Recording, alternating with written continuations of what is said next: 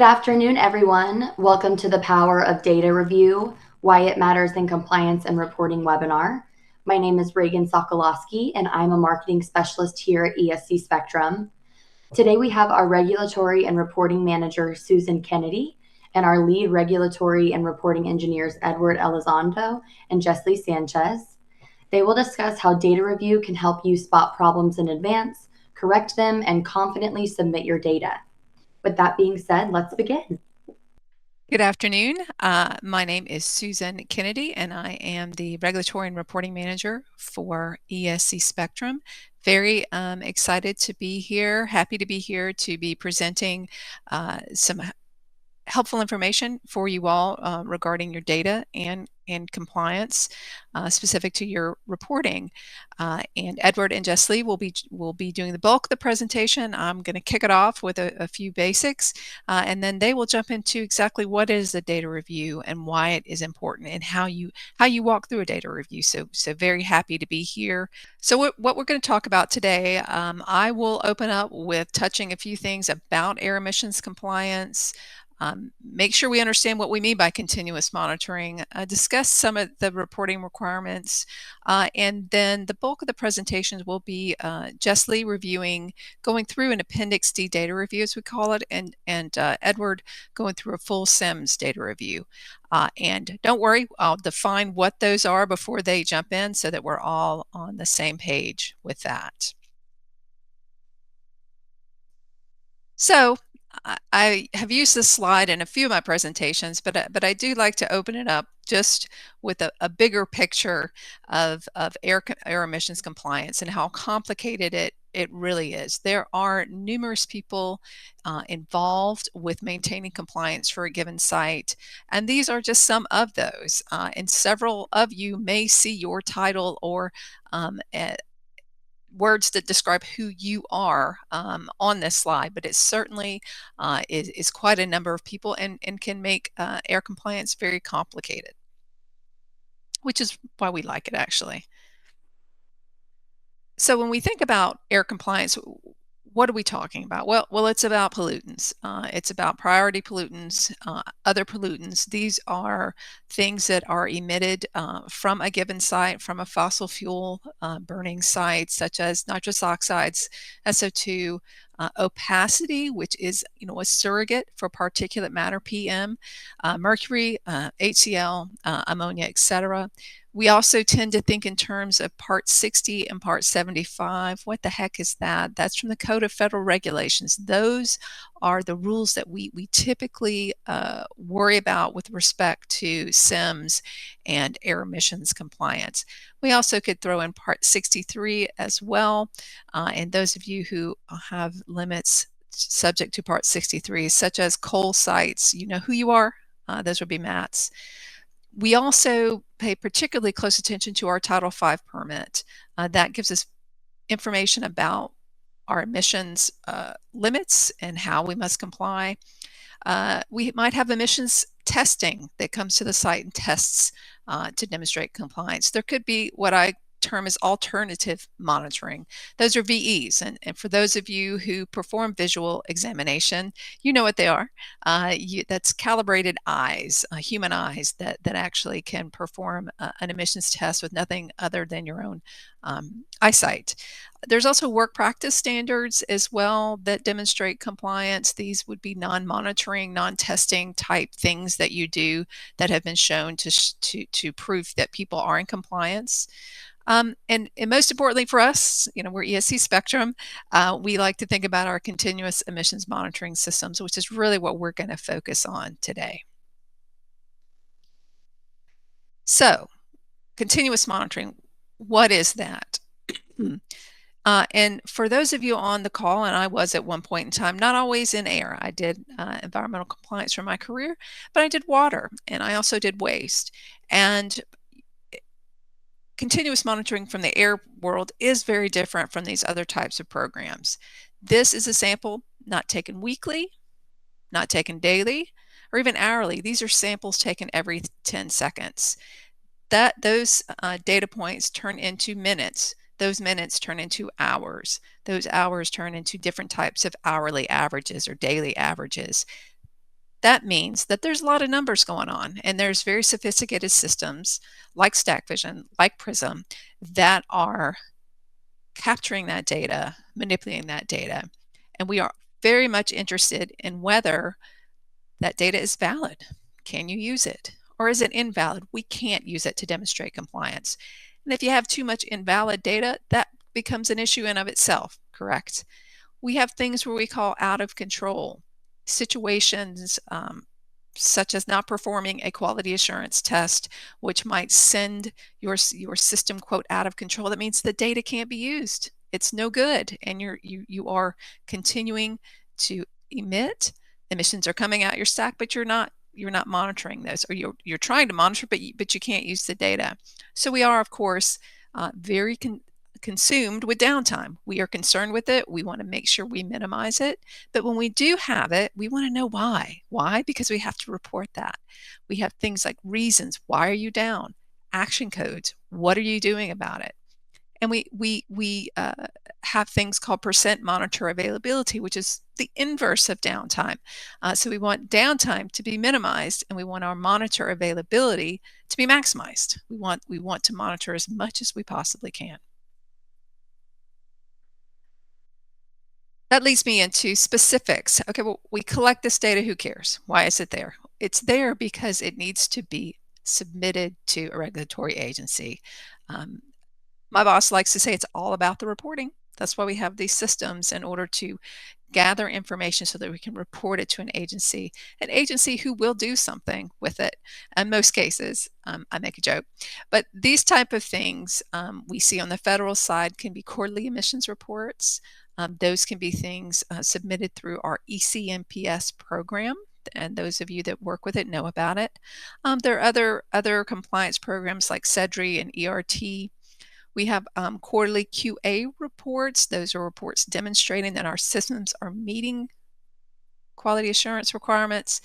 And then there's other things that we at ESC Spectrum don't necessarily focus on, but that you may, and that's annual reporting, Part 98 greenhouse gas, which is currently, that deadline's been extended just recently. There's other types of quarterly reporting. I mentioned Part 63, mercury air toxic standards. And then other federal reporting could even be recertification events. And then those of you who are part of your allowance program, you might have some allowance surrender obligations that typically are annual. Well, let's not forget about the state. You may have requirements to submit to a federal program, but then you also have your respective state that typically wants to see some information from you on a routine basis. Quarterly, semi-annual performance. There can be your emission limits in your permit. They want to see a report that shows that you're in compliance. It could be a 30-day average limit that you have, could be a 3-hour, could be any number of things. And often states have annual operating reports. And those of you that are in reporting, you're probably thinking about that quite a bit right now if you haven't already submitted your reports. These are things where the state requests total tons per year, that sort of thing, from your emission units. And then also, many of you may have requirements for Title V annual certifications. These aren't reports necessarily that we help you with, but our systems contribute to those. The information that comes out of our systems contribute to these, and it's very important that these systems are accurate as possible. So, I'm introducing the topic here of data reviews. I attempted in the previous slide just to give you an overview of where we're coming from. Why do we want to do in-depth reviews of our data on a periodic basis? And what do I mean? I'm smiling. I have had somebody who only logs in once a quarter to grab data. So that's not what we're talking about, guys. We're talking about a routine, intentional, proactive approach to maintaining your data. Not waiting till next month, April 1st, to start worrying about first quarter. You worry about it during the quarter, you look at it during the quarter, you ask questions, you solve problems as you go. So that's really what we are in reporting, regulatory and reporting. We are proactive.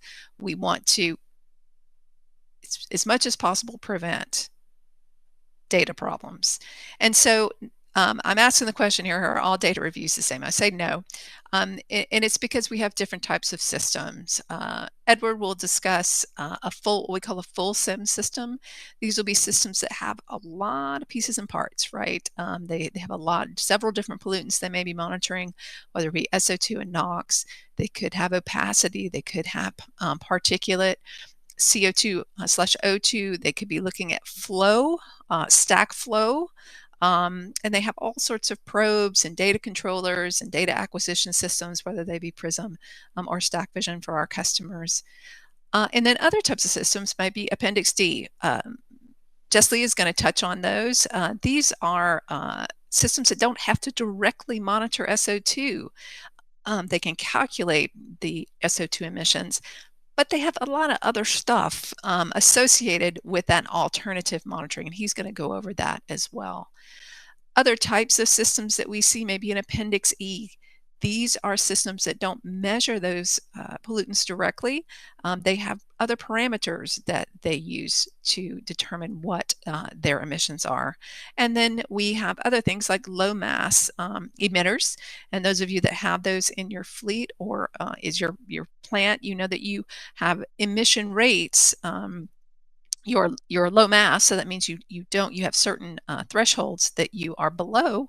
Therefore, you don't have to monitor directly either, but you still have to report, right? There's always a report there. It's just a different way of doing it. So we are going to focus on today. Quite frankly, we could do a whole day on this. So but we are going to really focus on the Appendix D and full CEMS. We don't really have time to go in Appendix E or LMEs, but we certainly can answer any questions you may have about those. If not here in this seminar, we can certainly do one. You can feel free to email us or send them through marketing. We'll be happy to answer any questions. But today, mainly going to focus on Appendix B and full CEMS and Appendix D. I do also want to say that Jesslee and Edward are going to be using StackVision as our examples. We are on limited time. We did not have an opportunity to provide Prism training as well, but if you do have any questions or would like to see that, please let us know. I will say this, most of the concepts that they are going to present can be applied to any data acquisition system, even ones that are not ESC spectrum. Much of this information is very common sense and can be applied to others. So I encourage you, if you have a Prism system or even if you have other data systems that you manage, these procedures are very helpful and very intentional and very good to use to help keep you in compliance. But with that being said, I'm going to go ahead and turn it over to JesssLee Sanchez, who is going to talk about Appendix D systems. Thank you, Susan. I appreciate that. Good afternoon, everyone. My name is JesssLee Sanchez. I'm the lead and one of the leads of the regulatory and reporting engineering. Today, we'll be discussing Appendix D data reviews with respect to Appendix D. And again, what's the importance of data reviews? What does a data review entail? So to Susan's point, StackVision is not the all intel of what we are trying to do. We're trying to display of what we do as reporting to successfully have our customers submit to the EPA. The importance of data reviews is, again, every customer is going to have a different frequency of logging in and reviewing the data. It could be a month, it could be a week, it may have to be daily. That's the importance of it. Depending on the operation of the facility, that's going to determine or should determine the frequency of reviewing the data. If you're operating very frequently, you're going to want to go ahead and ensure to log into your system and look at your data to make sure that you are in compliance. Looking at any type of QC data. Are you looking at rolling averages, exceedances, downtime? All that can be very cumbersome if you wait over a month or 2 months, even 3 months. So one of the importance of data reviews is just the frequency of logging in based on your operation. And that's what kind of one of the things that we discuss with our customers when we provide the support for data reviews. Here the main focus of this discussion, and again, this is going to be very broad. If you have any questions, please feel free to reach out to us. There's a lot more to this than that's involved, but when we do the data reviews, I'm going to go ahead and just to give a general overview of how we do the data compliance or data compliance review to ensure that the customer does have a successful EDR. If there are any questions along the way, please feel free to throw them in the chat. Next slide, please. So what is in a data review? So this is an example of one customer that we do a review for, and we have these discussions with customers. What is it that you need compliance for, and what do we need to review? These are the main hitters that we often hit when we are when we're conducting our data review. Is online operations. Online operation is a huge indicator of or driving force when we're doing compliance. Are you running on gas? Are you running on oil? Appendix D has that option. Most Appendix D customers can run on gas, but some do have the option of running oil when doing startup shutdown or certain conditions. That's okay. But sometimes our customers need to keep track of that. So again, that's one of the things that we do really emphasize on. Alarms are another. Now, let me track back. Throughout the data review and online conditions, we also look at any anomalies that may occur with the parameters that are being observed.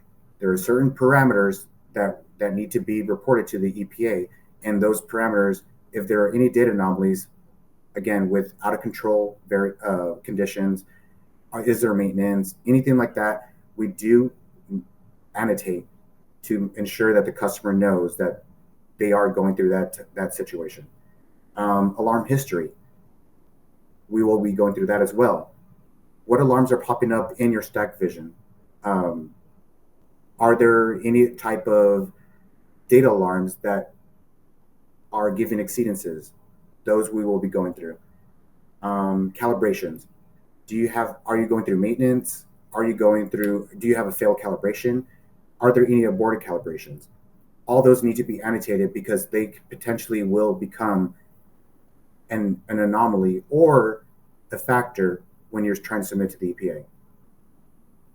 We do observe ProcessNow. Now, ProcessNow, and again, we will be going through this later if you're not familiar with ProcessNow, but this is a certain part of stack vision that allows sequences to run through so we can accumulate or observe totalities, whether it be your exceedances, your missing data substitution, anything like that. ProcessNow is really important for carrying out those actions. We also be going through the QA portion for Appendix D. That's a really big one because we're going to be looking at linearities, RATAs, fuel flow meters, GCVs, any fuel sampling that needs to undergo that is for compliance. So we will be taking a look at that.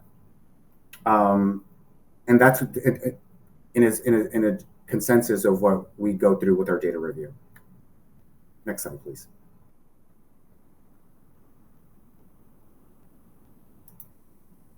So with the average data report, we typically identify any anomalies that could be occurring within that specific timeline. If you're in this event, and then in the next slide, you'll see an example of the timeline that we're observing for a data review. This is going to be a weekly review. So we're looking at any type of offline or online conditions, any exceedance events, anything that's out of control, any calibration maintenance events, startup shutdown events, anything that could be seen that is important to the customer that needs to be identified and is all annotated in the data review. In Stack Vision, we do have a legend that is provided and color-coded that does identify these events. Now, these events may be true or could not be true, okay? And I'll go into that a little bit later, but when we perform our data review, we typically look at the average data report and identify any type of an anomaly. Now, you can look at this in a different version in DataLab. DataLab is a little different. When you pull up DataLab, that's going to display your actual event. The only anomaly with average data report, if ProcessNow is not passing, you will not have a true display of what actually is going on. So for example, if you failed ProcessNow and ProcessNow is not passing and their missing data substitution needs to perform, it will not display that correctly unless ProcessNow is passing. But you will be able to see the actual true event in DataLab. So there is a difference between the two. DataLab is used more for any type of customization in the data or displaying certain events in a different way. The average data report is going to give you just a large depiction of what has occurred, but it's only dictated by ProcessNow. So just to be sure that you understand the difference, but both of these are really good tools to identify any type of data anomaly. Next slide, please. Here I have an example of when these events are occurring. So you can see where, based on the previous slide where I provided the legend, where the unit goes offline and then comes online. The customer performs a calibration, goes offline, comes back online, and has failed an actual calibration.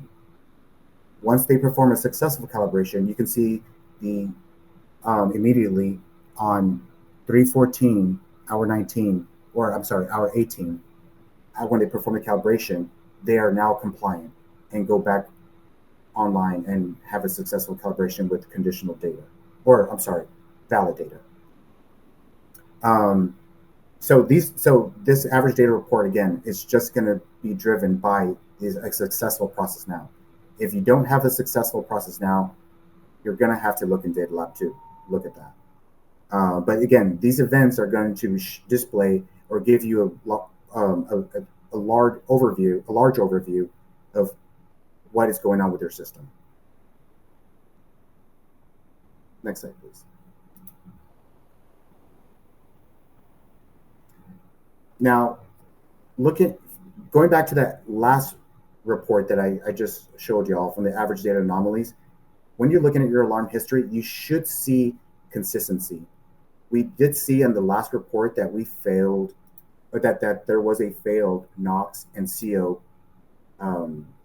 parameter. So we should see that displayed in this alarm history. And you can see here that there is a out of control NOx low and CO low. That is appropriate. Now the other ones, we didn't have them on the average data anomaly report, so that makes sense of why I didn't see it.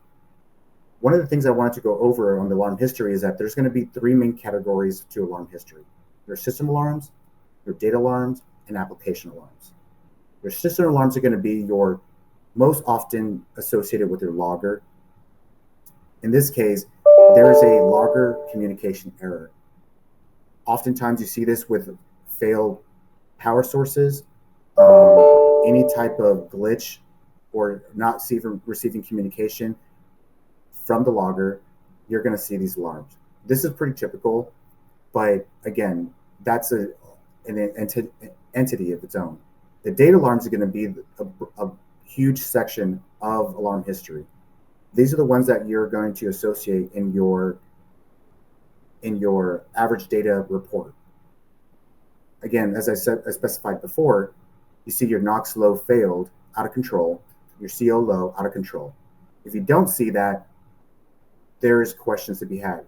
It could be configured wrong, or you're not looking at the right unit. And I will display that. I'll give you an example here shortly. The applications alarm is just usually typically whenever something needs to be acknowledged. In this case, you can see ESC support logging in, and that's just us going into the system. It's just an alarm to acknowledge the customer that something is going on with the application itself. Next slide, please. Why am I not seeing that source? Again, you got to make sure that you're looking at the correct source when you're viewing your alarm history. Happens many, many times with my customers where they are trying to understand why they are receiving this alarm but not seen in the average data report. It's because typically they're looking at the wrong source. So please be sure that you are looking at the correct source. Next slide. The next one is CalLab. CalLab is a pretty large QA's portion that we typically look at because this is where really easy fixes, but a lot of errors. When we do our data lab or our average data report, or I'm sorry, when we're looking at our review, we typically look at CalLab and look at PGVP information. Oftentimes we see that there's missing information that is required by the EPA when we are submitting when we submit the XMLs to the EPA. We have to often look at the cylinder ID, which is required. We have to look at the gas combination code. Again, that is required. Expiration date, the concentrations that are on the report, vendor ID. All those are required PGVP information and often is missing when we're trying to evaluate and run through ECMPS. So this is really important to kind of keep track of when you're doing your data review. I would highly recommend that when you're entering this information, those are the ones that are required and entered into StackVision. Now, some other aspects of the CalLab that we look at are failed maintenance and aborted calibrations. Maintenance and failed calibrations are pretty simple. You can typically tell exactly what's going on. Now, us as vendors, when we're looking at aborted calibrations, we can't really distinguish whether that calibration was aborted from an analyzer issue or non-analyzer issue. That is really important because in indication, when you're trying to distinguish those two, you're going to report it in a certain situation. If it was non-analyzer related, then you don't have to report it. If it's analyzer related, you're going to have to report it. And we can mark that as in StackVision, but it's important to know that issue. But us not being on site, we can't distinguish that. So that is another important aspect to data review when you're looking at CalLab. Next slide. ProcessNow history. So ProcessNow is very, very important. In fact, one of the first things that you should look at when you're doing your data review is ProcessNow Passing.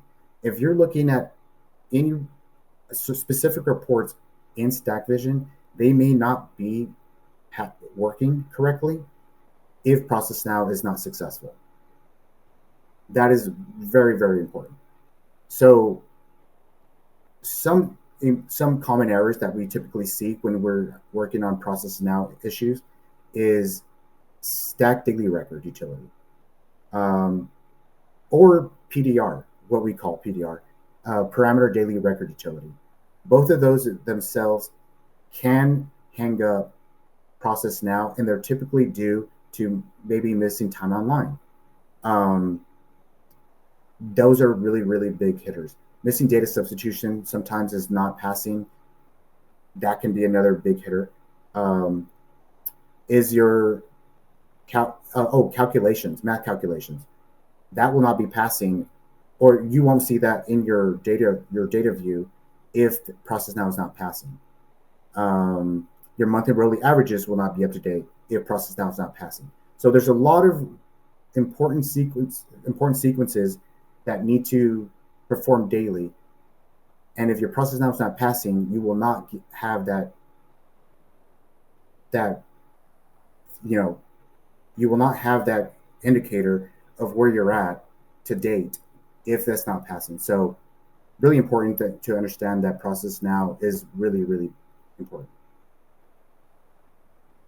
Next slide, please. Linearities. Edward will be going into a little more into more detail about linearities, but right now, linearities are pretty basic, and when we identify these, we can enter them ourselves. There's two different ways to do it. You can do it automatically, or you can enter by the minute level and look in Data Lab. We can perform either of these. If you ever need any assistance, please let us know. But again, this is just a way to determine whether a gas monitor is linear, regulated by the EPA, or as specified. We determine that the gas certificates are correct, that they have the correct bottles. We also determine that it has the correct system component ID, and we also ensure that the correct dates and times are entered at the appropriate levels. One of the biggest mistakes that we see often from customers is the incorrect times that are entered at the levels. Most customers will enter each level low, mid, high on a low level, a low, mid, high on the mid level, a low, mid, high at the high level. And you can see here, it needs to be entered at a low, mid, high on 3 different levels. So those are some of the little caveats that we do look at, and we try to determine that, make sure that the customer is entering it correctly. But again, these are all the things that we indicate or review while we're doing the data review. So, and also, if you do enter that incorrectly, it's going to give you a test result to fail more than likely, unless by chance it's a miracle that the concentrations are matching perfectly. But more than likely, it's going to fail. Next slide, please. The RATA. We do take a look at the RATA, which provides a lot of feedback. This tool is very, very extensive, and it provides so much information. This not only does it provide everything on the RATA report that it should identify, but even more sometimes at the minute level. Some customers do, and you can. I should have provided a little arrow, but you can see it that there is to the right of the report in EDR minute level, based on your reference method, it will provide minute level data. Some do not require it, but we will have to enter minute data based on the start time and end date. We do receive feedback reports for our customers, but whenever you receive your report from the customer, enter in the data from the time that's specified.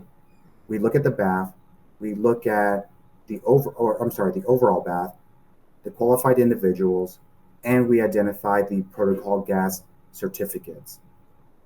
Most RATA companies are third party, so when we don't have those bottles in StackVision, so we often have to import them manually.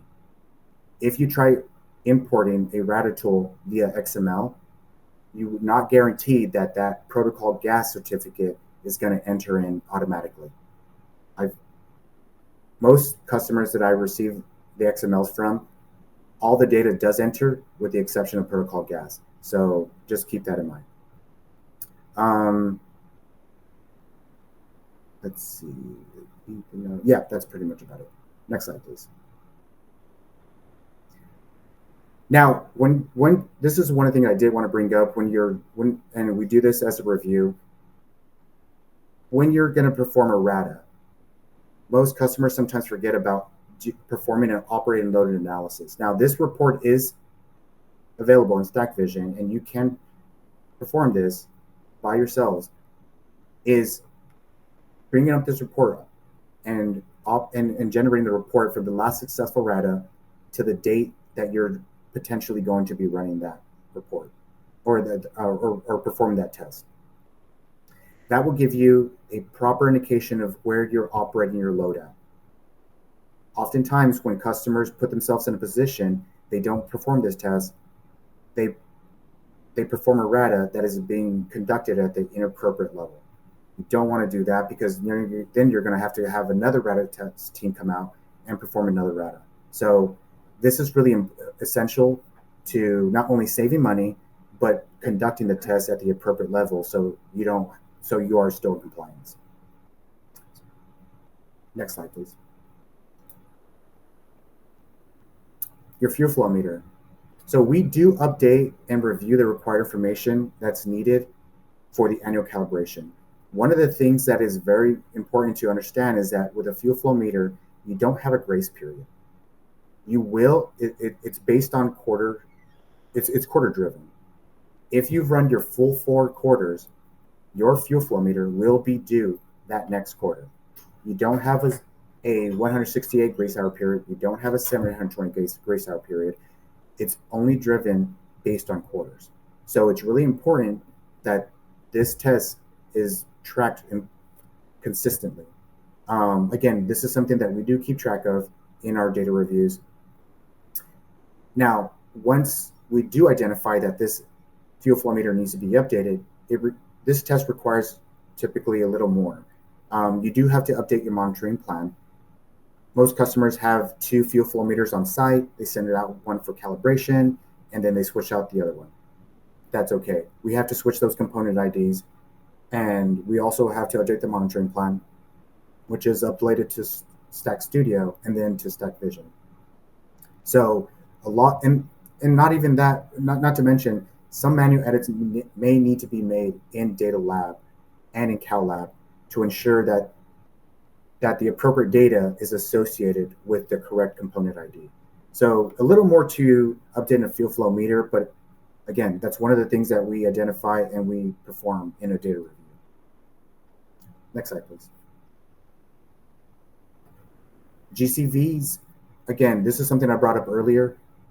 These are fuel samples or gas calorific values that we enter in Stack Vision under fuel flow systems. This is information can be edited or edit based on your facility at any time. One of the things that we do try to identify is me personally, is ensuring that it's consistent each and every month. For example, in this situation, we have processed natural gas from this customer. And what I do is I ensure that because this is driven based, most Opacity sites are given gas from an offsite facility, and we ensure that it's matching whatever gas bill or whatever is that the meter that they're reading when they take that reading. We try to keep it at the top of the month, at the top of the hour, so it's consistent and there's everything, so the data is driven based on that value. Just be aware, whatever sample date that you do enter, that's when the GCV will change. Next slide, please.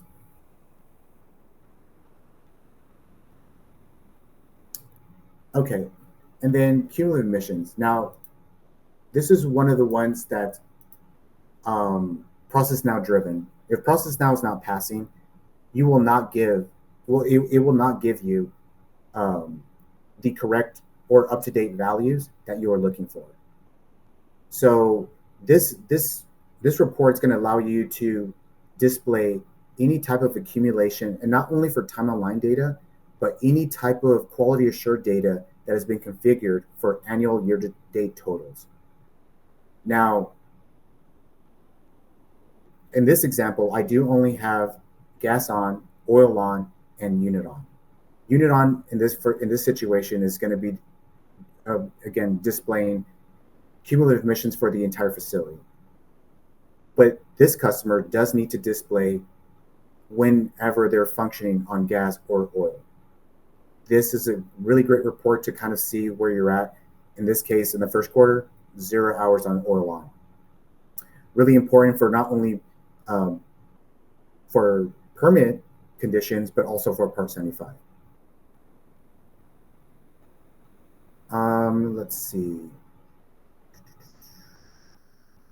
So with that being said, cumulative emissions is going to be really beneficial. Now, it's not only going to show, again, not only time online, but it also will display any type of other, any other type of parameters that, for example, your rates, it will display that. So it's not only towards time online, shows a lot of other parameters, but those have to be configured in this report. So with that being said, once we've done this entire report or review, we then run through we generate an XML EDR. We go through our XML EDRs and we see what type of errors that potentially be coming up that we may have missed during our review. Edward will be going over that in process and how we perform that. But with that being said, I'm going to hand this over to Edward.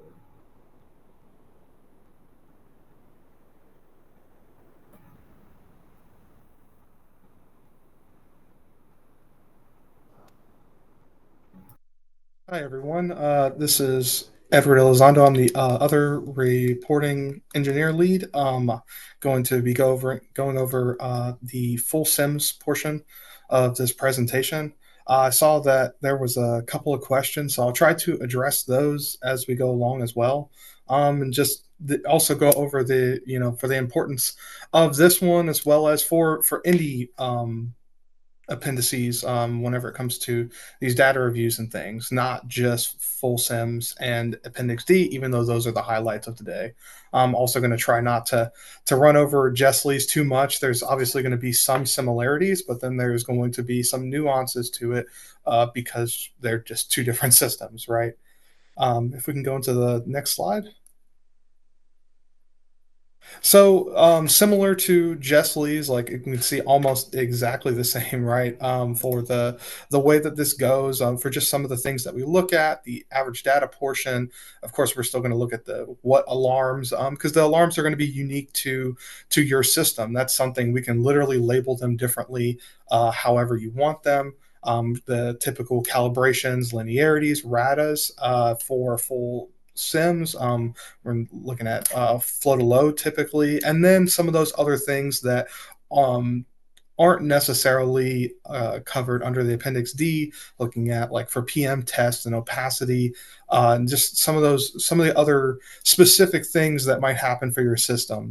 This example here, we see that this one is also a MAT system with Lee requirements, and so we'll look at some of those other things as well, just depending on how you want us to customize the data review for you. Can we go to the next slide?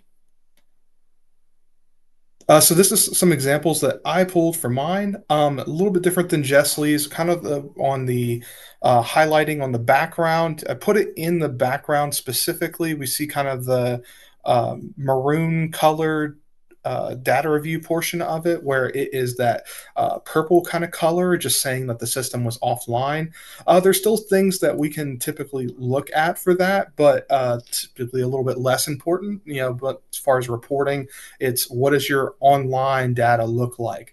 And so on this one, instead of a failed cal, kind of showing an example from this system where there's only an hour there that we kind of see some invalid an invalid hour for some of the pollutants that we're looking at, and also that there is a lot of maintenance and some other events going on. So that might be something. Of course, we would note the invalid hour, but also talking about maybe asking the question of why was there, what was going on for your maintenance and for these calibrations and things going on. Sometimes the answer to that question might be that if we look at it and cross-examine it, that linearities were being run that day, or there was some other kind of testing going on. And so that's something we can ask a question about too, to see maybe you did something that requires a QA cert event for us to do.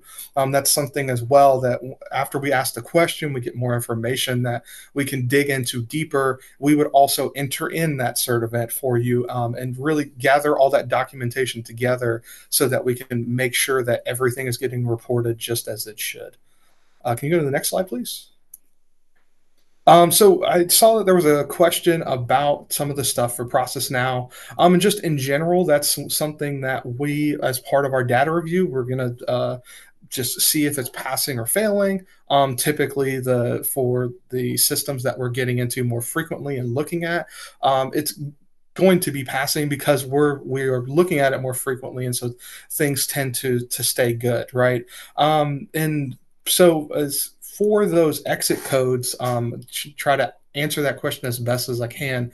The For the error that you get specifically, just looking at this page here, and without us being able to click like the link directly for whenever you're in the system, but if you are in your system and you're looking at this ProcessNow history report, if you wanted to look at it yourself, or it's something that we can investigate too, where it says status, it'll say error. If you click on that and it'll open it, and it'll give you some more detailed information about some of those different scripts and things that are running in ProcessNow, whether that be for the accumulation portion of the process.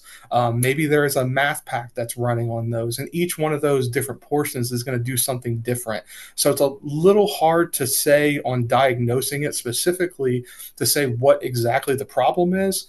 One of the ones that we see typically, though, just to kind of talk about the average problems of what might happen, is what is labeled as like PDR. And not to dig into it too much, but most of the time that means that there might be a blank spot of where time online, maybe there was some kind of power failure or something, and the system missed out on just saying maybe the unit was offline and we just need to fill in that time with 0 minutes online, and then we can move forward from there. But this is something that, as part of our review, that we will try to remedy it and actually get ProcessNow Passing so that you can see everything accurately. And if we can't solve it ourselves, then we can pass it on to our support team, and they can take a look at it, and we'll find a solution to the problem. And if you wanted specifics on solving it yourself, and when you go through the support team, they'll have knowledge articles that can specifically address certain aspects of what might be the problem whenever it comes to ProcessNow failing. Can we go to the next slide?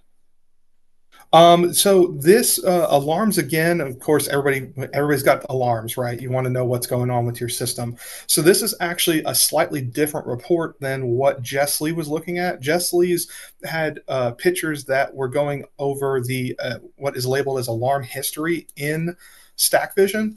This one is the comprehensive alarm history, which basically just means that it's going to give you all of the units and everything that's available all at one time instead of you selecting it unit by unit. Some people prefer the alarm history one because you can select it unit by unit, and so it doesn't get as cluttered. Or you can look at it this way. I prefer to look at it this way, to be honest. Call it chaotic, but it's easier for me to look, and then we can look at those sources, kind of like Jesslee was saying, and then see exactly what's going on, which ones pertain to which unit. We can see here it says what time they came in, and the labels can be customized to what best suits you and your needs whenever it comes to this. Do you want the alarm to say something specific, like for maybe the 8-hour grace period for coming online didn't happen? If you wanted to say language that is very specific to that, you can, or you cannot. It just kind of depends on what is really going to suit your needs. Can we go to the next slide? So in CalLab, and there's a few different reports to look at here as well, different options. This one is looking directly at CalLab, somewhat similar to like what Jesslee was talking about. We also check the reference values to make sure that the bottles that are being used are actually matching up. It's something that typically is kind of small, but sometimes we have it whenever bottles are changed out, that the download button maybe wasn't hit, or of course the part of the reason that we're even doing this in the first place is the software, like any piece of software that we use anywhere in life, sometimes has problems, and so sometimes that number doesn't update properly, and that's something that we are double checking to make sure and see what's going on. Jesslee kind of went over some of the stuff with the maintenance and errors and failures and things like that, so I won't talk about that too much, so we can move on from this one if that's okay. For the linearity, so as Jesslee was starting to talk about too, this is something that we can enter in from minute data or through the system. There is a way that whenever it is run, that it just pulls in all of this at once. Part of our checks for this, making sure that those injection levels are where they should be, The bottle information is good. Sometimes the reason for the test, one of the areas where we might have to focus on whenever it comes to this is looking at, was an analyzer changed out? Maybe that's something that we need to update the system and component ID for this. Or just for the reasoning for the test, maybe the linearity happened in a grace period and that needs to be marked differently as well. So that's something that we're looking at. Looking at the error levels and making sure that's okay. This is one, because the linearity is operating on a tighter time frame. We can also look at the minutes and make sure that that is correct as well. Can we move on to the next one? There we go. For the RATA, same thing, some of the similarities. So I won't spend too much time on this, but same thing. If it is something where it is you updated things for your system, we're going to make sure that's correct. Maybe the reasoning for the test is something that needs to be updated as well. Making sure that this test gets entered correctly in the way that your tester said that it was. We'll go through and make sure that the minutes reference, your CEMS values, is the BAF what you expect. Is the sometimes I've seen problems with for the frequency and things like that. So this just making sure that all those details are what you expect and are actually matching up with the tester information, what our system has, and all that good stuff. We can move on to the next one. So another one, whenever it comes to full CEMS, typically going to see flow to load. So for this test, it's a pass fail, right? And we're going to look here and we can see that it gives you the option for flow to load or heat to load, whichever one works better for you as far as reporting. On the right-hand side for this picture, and also we can go through and take out the hours that should not be counted against this error percentage, right? Whenever it comes to like ramping, if you're using different fuels and things like that. These are some of the things that we can go through and make sure that this is not only accurate, but gives you the best results for the test as well. And if we think that if you are too close to that percentage, that's something that we're going to mark on the data review, kind of talk through with you, see if there is there some kind of major change whenever it comes to the unit. This also needs to be updated anytime that a RATA is run. So we would go through and make sure that that is actually pulling in the correct information whenever it comes to the flow to load from the new RATA, and just overall making sure that information is getting entered in correctly. Can we move on to the next slide? So here's another example of something that is typically more unique to full CEMS systems. Whenever it comes to the opacity test, this is another test that we can enter, and making sure that from the information that we're given, that it's entered in correctly. Are your serial numbers correct? Are your cert dates correct whenever it comes to this? Some of this is very unique whenever it comes to just opacity type things, but that's some of the stuff that we're trying to look at whenever it comes to the data review. Next slide, please. We also, whenever it comes to opacity, this using an example from this particular system, that we are going to be looking at the minutes. Like in this case, this is something that we could do for your system if that's what's required, to make sure that it's not breaking those thresholds of certain values to cause an exceedance. And if it does, then we can look at that and really try to understand what's going on. Was that really an exceedance? Was it not? And talk that through with you. Next slide, please. So another thing, JesssLee kind of went over this a little bit too, but just to go over a couple of little nuanced things whenever it comes to this.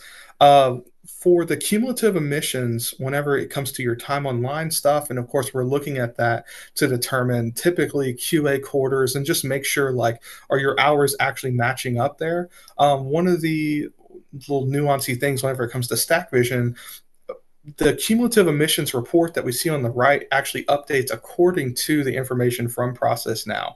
So if ProcessNow is failing, you're not actually going to get an accurate number from your cumulative emissions. You get a more accurate number by looking at Data Lab. And so that's something that whenever we're looking at this as well, that we can make sure to give you the most accurate number, and in case something were happening with ProcessNow. Of course, best case scenario ProcessNow is just it's running, it's doing its thing, and then we go back and we make sure that this all updates as it should. Next slide, please.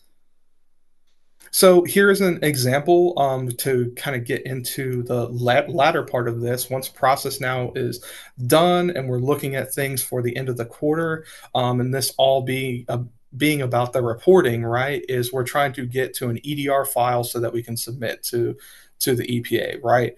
So this I brought it as an example of kind of looking at, us looking at the files to really see what's going on. And so like at the top portion of that, the longer box is where the different linearities are listed. They had a leak check that is also listed in there. And then that bottom portion is your emissions aspect of things, where we have your summary totals, and then there's some hourly data and things there as an example. Next slide, please. So, and here's an example real quick of an evaluation, and this is the type of thing that we would see, and then we would ask questions to you to try to get an understanding of this. This one, for example, shows just for all this language, if it looks foreign to you, if you understand it, great. Just from having seen it so many times, this is something that typically happens whenever there's an aborted cal. And then we're going to ask the question and see, okay, was there an analyzer problem or was there not? And so that's something that we can fix. And then hopefully, I think it's on the next slide. If we look here, so like for the next slide here, then this is more so what we would expect as far as like a clean EDR, right? The top portion has your informational. If you're checking your EDRs before the end of the quarter, then you're always going to have that little informational that's really just informational that says the submission window hasn't opened yet. And then whenever you run the evaluation, that bottom portion is what we expect all the time. That comes out that is considered a critical error before the end of the quarter. That's just talking about like, here's the hours that haven't run yet, which is true because typically whenever you're running it, it's hours that are in the future at that point. So we would just have to wait till the end of the quarter, run it again, and come out clean. Next slide, please. Another thing that we do as part of our reporting services package here is we would update the monitoring plan for you as well. Sometimes that would involve if you replaced an analyzer, maybe you replaced a probe. We've also had people that they are switching appendices. Nowadays, we see that some more units running more than expected. Maybe your status had to change for some reason. And so those are things that we can update in the system for you, get that proper information, and make sure that that's submitted correctly as well. Next slide, please. This is the QA cert events, an example of that, of what I was talking about before. And this is something that we would also enter for you so that we can look at those tests, make sure that everything was done that needs to be done to submit to the EPA properly so that you can move forward with whatever new piece of equipment that you installed. Next slide, please. And then the last portion of this, just to kind of close this out, I know we're slightly over on time, but Jesslee was also hitting on it too, is what kind of review do you typically need, right? For some people, maybe you only need a monthly review. Your unit doesn't run as much. Some people prefer weekly. Really, we should be trying to look at this stuff daily for your own site. But we're a second pair of eyes, and we're also here to help you for the understanding of stack vision. I know sometimes it can be complicated, kind of cryptic language for stuff like ProcessNow. It's even whenever it does tell you what the problem is, it's kind of like, I don't understand how to read this. And so that's stuff that we would help you to understand and hopefully just solve the problem for you as well. And we also do, like on the permit side of things, Susan mentioned, looking at downtime and things like that. Whenever it comes to our data review, because that's something we're already looking at, we can help out whenever it comes to different types of permit reports and things that you have as well. For the sake of time, I'm going to go ahead and end my part of things here, and then I will pass it back over and for any questions. All right. Well, if there are no other questions, then I think we're good to conclude this. So thanks everybody for sitting with us and taking this all in. Thank you, Susan, Edward, and Jesslee. We really appreciate it. And I hope everyone has a great rest of their afternoon.